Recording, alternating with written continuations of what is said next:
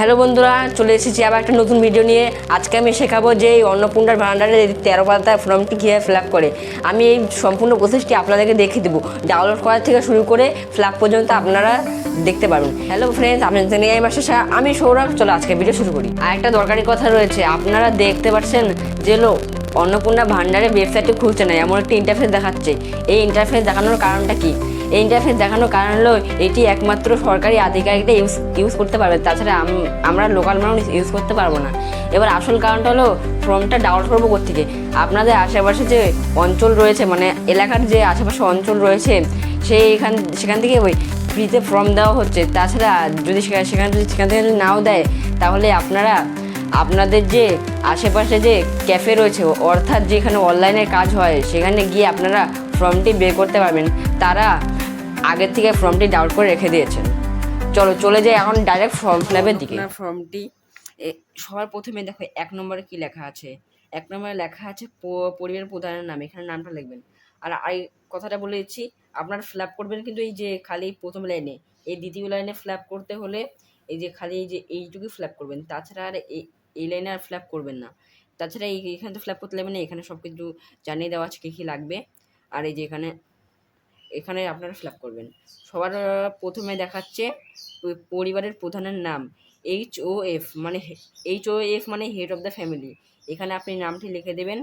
তারপর এখানে বলছে সঠিক হলে টিক চিহ্ন দিন। এখানে যদি সঠিক হয় তাহলে টিক চিহ্ন দেবেন। প্রথমে নামটা লিখে দিলেন। এবার জন্ম তারিখ, এবার যে আপনাদের বাড়ির যে প্রধানের যে জন্ম তারিখ রয়েছে সেটা এখানে দিবেন। আপনাদের প্রধান কিন্তু যে কেউ কিন্তু হতে পারে, আপনার বাবা হতে পারে বা আপনার স্ত্রী হতে পারে, যে কোনো কিছু দিয়ে দেবেন। এখানে দেবেন পরিবারের প্রধানের লিঙ্গ, মানে কি পুরুষ নাকি মহিলা নাকি অন্যান্য। এখানে যেটা হয় সেটা দিয়ে দিবেন। এবার পরিবারের প্রধানের আধার নম্বর, এখানে আধার নম্বরটি দিয়ে দিবেন। তারপরে এখানে বলছে ডিজিটাল রেশন কার্ড, পারিবারিক আইডি যদি থাকে তাহলে দিবেন, আর যদি না থাকেন তাহলে দিবেন না। যদি থাকে তাহলে দিবেন, আর যদি না থাকে তাহলে দিবেন না, একদমই দিবেন না। যদি ভুল হয় তাহলে কিন্তু বাতিল হয়ে যেতে পারে। তার পরিবারের সদস্য সংখ্যা, এখানে সদস্য সংখ্যা লিখবেন। তারপরে এখানে ঠিকানা লিখবেন, এখানে আপনার ঠিকানা লিখবেন। যোগাযোগ নম্বরটা লিখবেন, আর যোগাযোগ নম্বরটা লিখবেন যেটার সাথে আপনাদের সব কিছু লিঙ্ক রয়েছে, ব্যাংকের সাথে লিঙ্ক রয়েছে বা হলো আধার কার্ডের সাথে লিঙ্ক রয়েছে। আর এখানে যে আধার কার্ডটির যে নম্বরটি দিয়েছেন, এটা কিন্তু অবশ্যই ডিবিট লিঙ্ক হওয়া চাই, ডিবিট লিঙ্ক না হলেও হবে না। তারপরে এখানে বলছে নাম, জন্ম তারিখ, লিঙ্গ, পরিবারের প্রধানের সাথে সম্পর্ক, আধার নং। এবার এই জায়গাটি দেখতে পাচ্ছেন, এই জায়গাটি এই জায়গাটা কিন্তু হলো পরিবারের প্রধানের নাম দিবেন। এই যে ফার্স্টে যেই নামটা দিয়েছেন, এই যে এখানে যে নামটি দিবেন, সেই নামটি কিন্তু এখানে দিবেন। তারপরে এখানে যে সদস্য 1 রয়েছে, সদস্য 1 দিবেন। আর অনেকেও কী করে যে এখানে প্রধানের নামটা লিখে দেয়, আবার এখানে প্রধানের নামটা লিখে দেন। এমন করবেন না। এখানে প্রধান নামটা লিখে দেবেন, এইটা শেষ। তারপরে এখানে যে হলো সদস্য 1 বা সদস্য 2 তাদেরটা লিখবেন। আর এই যে এই পাশেরটা, এখানে রয়েছে অন্নপূর্ণা যোজনার অন্য আবেদন করা হচ্ছে, মানে এখানে যে হলো আবেদন করবে, মানে আপনাদের বাড়ির স্ত্রী হোক বা যে কেউই হোক, এইখানে যার নামটি দিবেন তার এখানে টিক চিহ্ন দেবেন।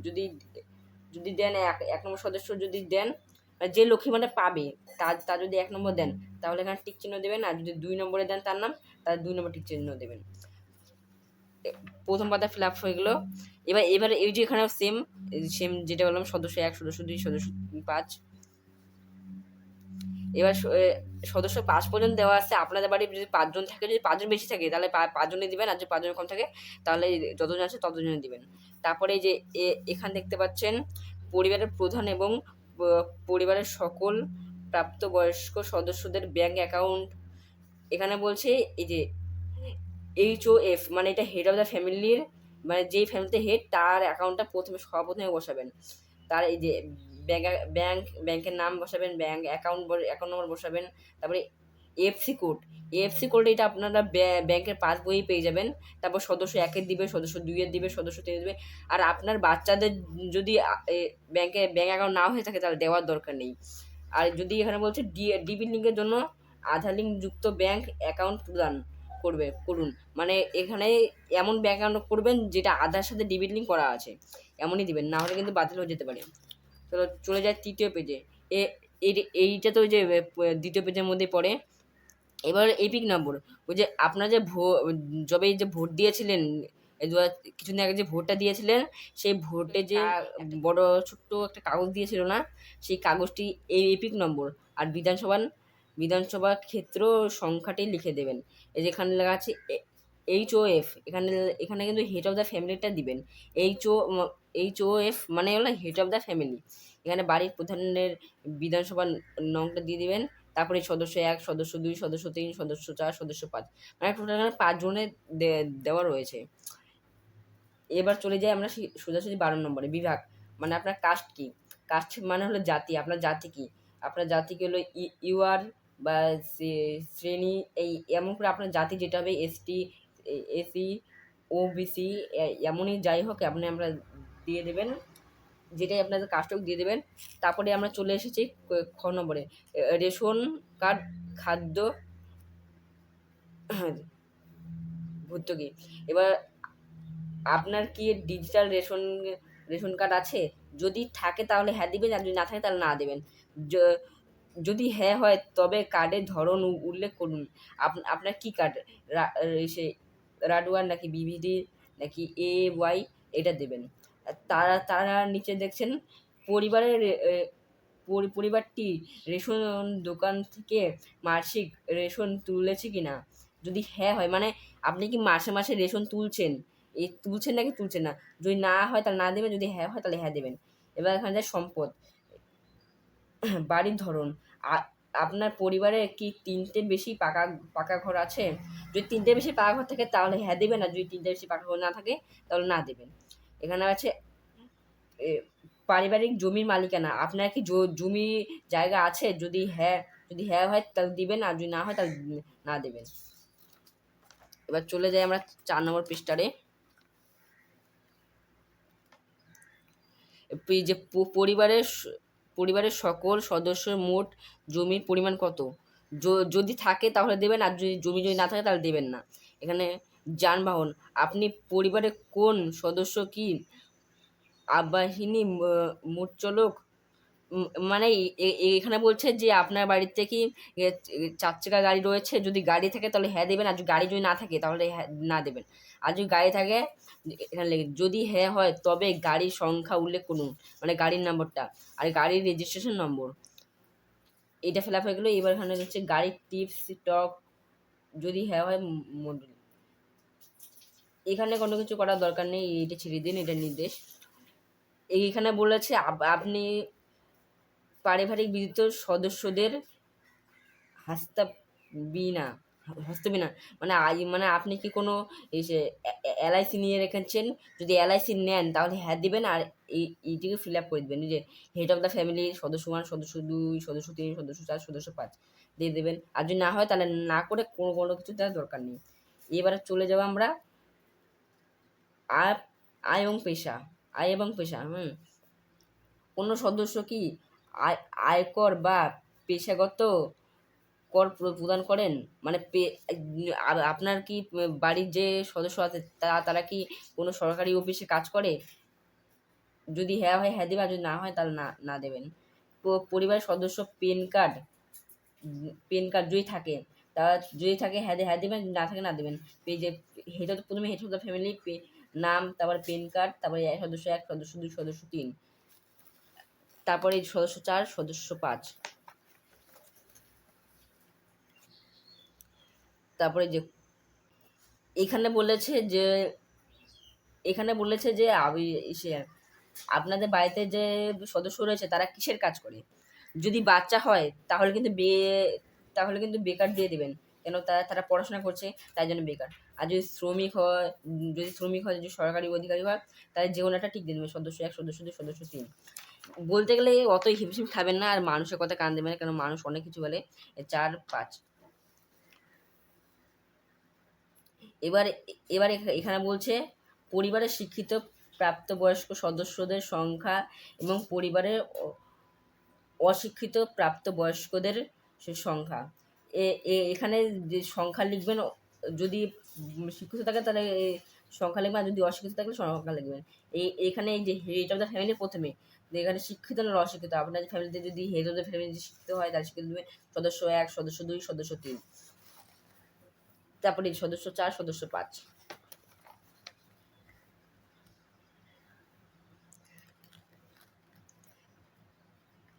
তারপরে এই যে এখানে রয়েছে কোনো সদস্য কি কোনো সদস্য কি কোনো সাংবিধানিক পদ এবং মন্ত্রী, মানে এখানে এখানে কোনো কোনো মন্ত্রী বা পৌরসভার সাথে যুক্ত আছে কিনা এখানে সেটা লিখতে হবে। যদি হ্যাঁ হয় তাহলে হ্যাঁ দেবেন, যিনি এই পদটি রয়েছেন তার সদস্য সংখ্যা, যে পদে রয়েছে তার সদস্য সংখ্যা লিখবেন, যদি না হয় তাহলে না দেবেন, যদি হ্যাঁ হয় তাহলে এখানে সদস্য সংখ্যা লিখে দেবেন। কোন সদস্য কি সরকারি পেনশন ভর্তি, যদি হ্যাঁ হয় হ্যাঁ দেবেন, যদি না হয় না দেবেন। যিনি সরকারি পেশা শ্রমিক ভর্তি তার সদস্য সংখ্যা, মানে এখানেও সে যে আগেরটার মতনই সংখ্যা লিখে দেবেন। কোনো সদস্য কি জিএসটি অধীনে, মানে কারো জিএসটি সার্টিফিকেট আছে কিনা সেটা দেবেন, যদি হ্যাঁ হয় হ্যাঁ দেবেন, যদি না হয় না দেবেন। যদি হ্যাঁ হয় তাহলে এই যে দেখতে পাচ্ছেন এই যে এইখানে জিএসটি নাম্বারটা লিখে দেবেন। এখানে লিখতে বলছে লিখে দেবেন। এবার এখানে বলছে পরিবারের মোট বার্ষিক আয় কত, বার্ষিক মানে বছরে, এখানে এখানে বছরে লিখে দেবেন আপনাদের বছরে আয় কত লিখে দেবেন। এখানে হচ্ছে অন্যান্য পরিচয় নথি, সিএ আবেদনের বর্তমান অবস্থা যদি থাকে, প্রথমে পরিবারের হেড অফ, যদি বলে প্রয়োজন নয় তাহলে প্রয়োজন নয়, আবেদন করা হচ্ছে এটি লিখে দেবেন, যদি আবেদন করা হচ্ছে তাহলে এখানে লিখে দেবেন। এই যদি ইস্যু করা হচ্ছে যদি হ্যাঁ হয় তাহলে তাহলে এখানে আপনাদের পছন্দের মতো বেছে নেবেন সদস্য 1, সদস্য 2, সদস্য 3, এই যে সদস্য 4, সদস্য 5, এটা মানে সদস্য 4, সদস্য 5। অন্যান্য কিষাণ, মানে আপনার কি কিষাণ যোজনা আছে নাকি, মানে কিষাণ যোজনা যে KCC এমন যে কার্ড হয় সেটি আছে কিনা, মানে আপনি কৃষক কিনা সেইটার কার্ড, যদি কৃষক যদি না হন তাহলে এখানে ফিল আপ করার দরকার নেই, আর যদি কৃষক হন তাহলে এখানে নংটা লিখে দেবেন, আইডি সংখ্যা, যে তারিখে ইস্যু করা হচ্ছে সেটা লিখে দেবেন, সদস্য 1, সদস্য 2, সদস্য 3, সদস্য 4, সদস্য 5। আর একটা কথা বলে দিই, যদি বাচ্চাদের যদি না থাকে তাহলে দেওয়ার দরকার নেই। আর এই যে এখানে যে রয়েছে যদি এসআইআর এ 2026-এ নাম বাদ পড়ে থাকে, তবে এখানে বলছে যদি এসআইআর এ যদি সে বাদ পড়ে থাকে তাহলে যদি হ্যাঁ হয় তাহলে হ্যাঁ দিবেন, আর যদি না হয় তাহলে না দিবেন, আর যদি প্রয়োজন নেই তাহলে প্রয়োজন দিবেন। এবার চলে গেলাম আমরা 9 নম্বর পৃষ্ঠারে। এখানে যে সদস্য 1, সদস্য 2, সদস্য 3 এই যে দোকানে। এবার এখানে বলছে বিদ্যালয়ে অর্থনৈতিক অধ্যয়ন পরিবারের সকল শিশু বিবরণ, মানে আপনার বাড়িতে কয়টা শিশু আছে, আপনার বাড়িতে শিশু কয়টা আছে শিশুর নাম লিখে দেবে। প্রথমে শিশুর নাম, শিশু শ্রেণী মানে কোন ক্লাসে পড়ে, বিদ্যালয়ের নাম, ধরুন সরকারি বিদ্যালয় নাকি পাবলিক বিদ্যালয়, তারপরে ওই এখানে স্কুলের নাম অন্যান্য, তারপরে সদস্য 2,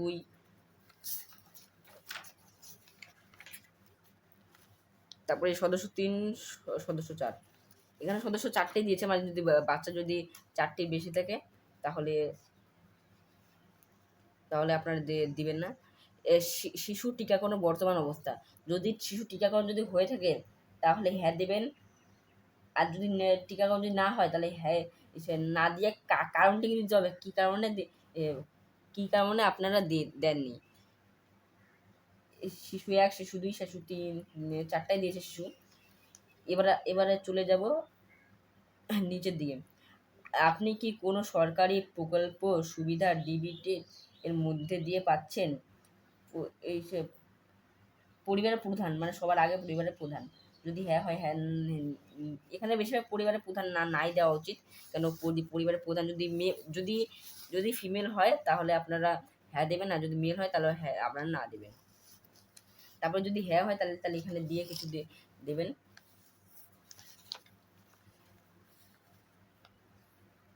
এই যে তেমনইভাবে সদস্য 1, সদস্য 2, সদস্য 3 যদি যদি হয় তাহলে হ্যাঁ দিবেন, আর যদি না হয় তাহলে না দিবেন। চলে আসে আমরা পরিবেশের এই যে এখানেও যেমন টোটাল 5টি সদস্য দিয়েছে।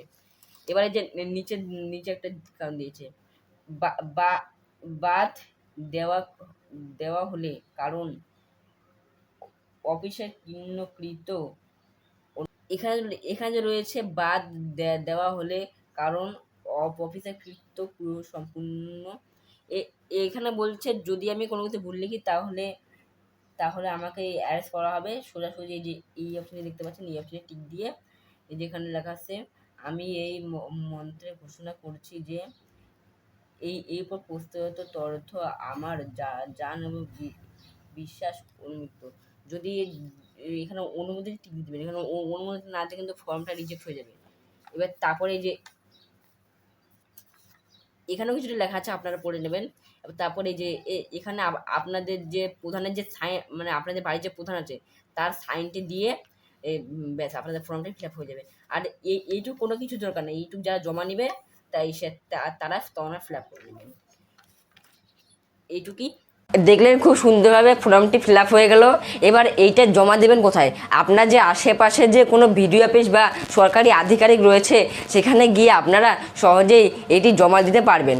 যদি ভিডিওটা ভালো লাগে তাহলে ভিডিওটা লাইক করে চ্যানেলকে সাবস্ক্রাইব করে চ্যানেল বেল আইকন অন করে দেবেন। দেখা হবে পরের ভিডিওতে।